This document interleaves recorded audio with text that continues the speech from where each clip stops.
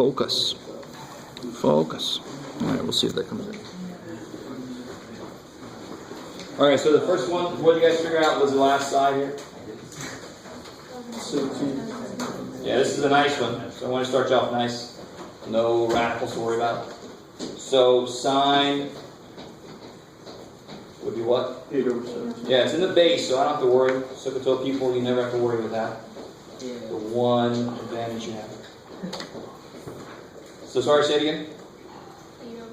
Good. So it'll be y over r, 8 over 17. Cosine. Good. X over r, 15 over 17. And then tangent, 8 over 15. And then, of course, these guys will be easy. Cosecant, 17 over 8. Secant, 17 over 15. Notice something about sine and cosine. They're both less than 1, and they pretty much have to be. If you think about where they come from. We're actually going to prove something about them here in a minute. Cosecant and secant, therefore, have to be at least 1. That's kind of freaky. When we get to the point where we're starting to graph all 6 of these dudes, that'll become very important to realize. All right. Cotangent. 15 over 8. Cool. Okay. First one down. Nice. Is everybody cool with that? Yep. Okay. So the rest of these pretty much the same way. This side, be careful, it's 3, 5, not 3, 4, 5. So you got to do square root of 25 plus 9, so square root of 34. So then sine will be, now here I've got it there, so for me, I would do that much. It took me forever. Alright. If you're not, if you do opposite, yeah, exactly, that would be true. So now what's the sign? 3 over rad. Yeah, Or it's 3 over rad 34, so which becomes 3 rad 34 over 34. Sometimes we'll cancel that one. Cosine 5 over rad 34, which becomes 5 over 34 over 34. You guys doing okay? Tangent. Yeah, 3 over 5. Yeah, lower. 3 over 5. Cool. So then cosecant, nice, right? Rad 34 over 3. Always go to the non-rationalized part because I have to turn around. Secant, rad 34 over 5. And cotangent, 5 over 3. Big ass.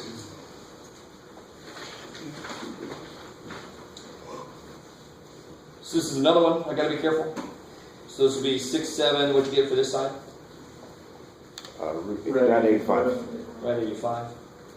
Okay. So then sine. I would do this. 6 rad 85. Yeah. So 6 rad over rad 85, which is 6 rad 85 over 85. Cosine. 7 over rad 85, which is 7 rad 85 over 85. And then tangent. 6 over 7. That's the nice one out of the bunch. 6 over 7. So cotangent. 7 over 7. 7 over 6. Secant.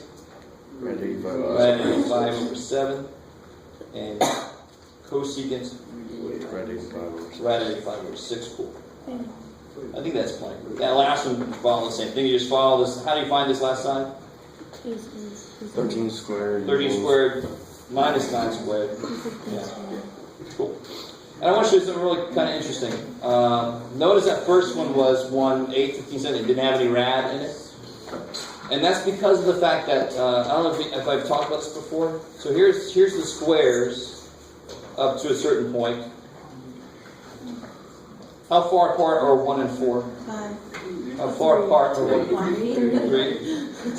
5. 7. And you see they're always separated by odd numbers. So this one represents 3, 4, 5.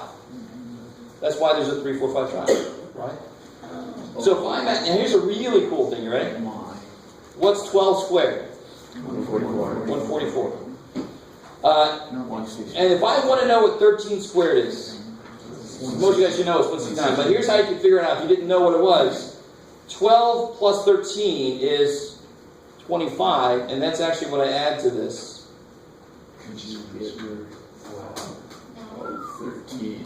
Insanity. Stop in my mind.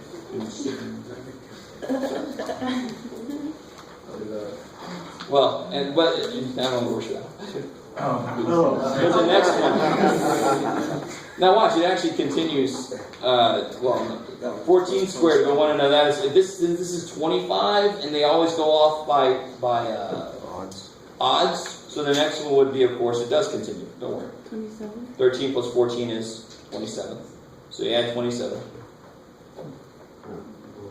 So all the ones, now this one, the one I want to say about this is, what I want to say is, this one won't be a special triangle in the sense that it's not going to be nice. Rad 27 is not nice.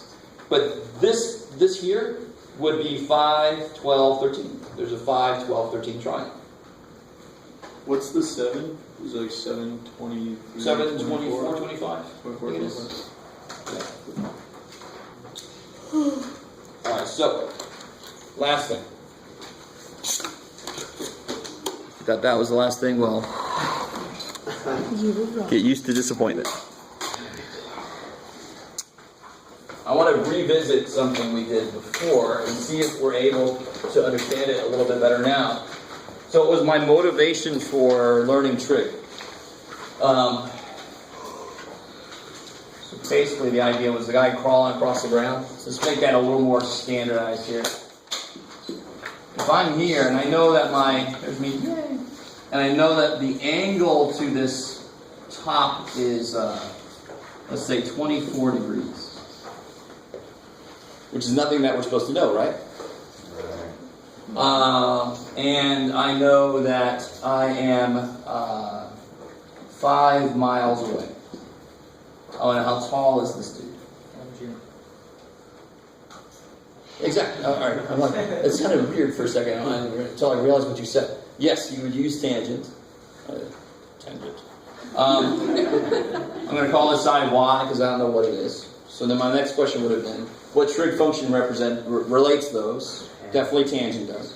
So you'd say tangent of 24 must be y over 5. It has to be because that's a right triangle, and the tangent of this is what controls the ratio of those two.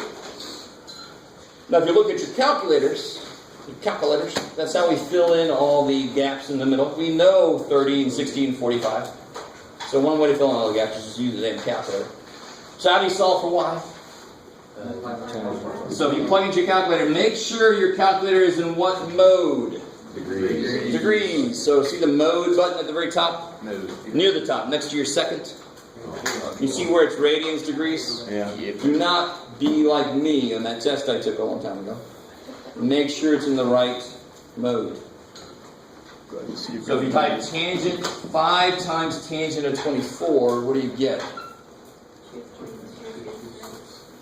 So this will be 2.226 miles tall. So that is the immediate usefulness. And this actually is not too far off from what people are doing when they're out surveying. When they have the pole and the other guy's looking through the little thing and all that kind of stuff. You guys have ever seen surveyors around?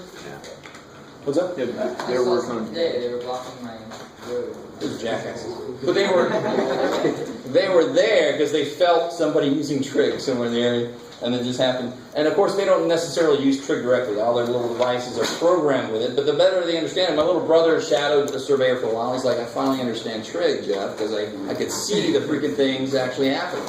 So you can figure out the slope around to make sure that ground isn't sinking too fast or something, right? So that's what they're out there checking to make sure that nothing's settling too fast or nothing's changing too much.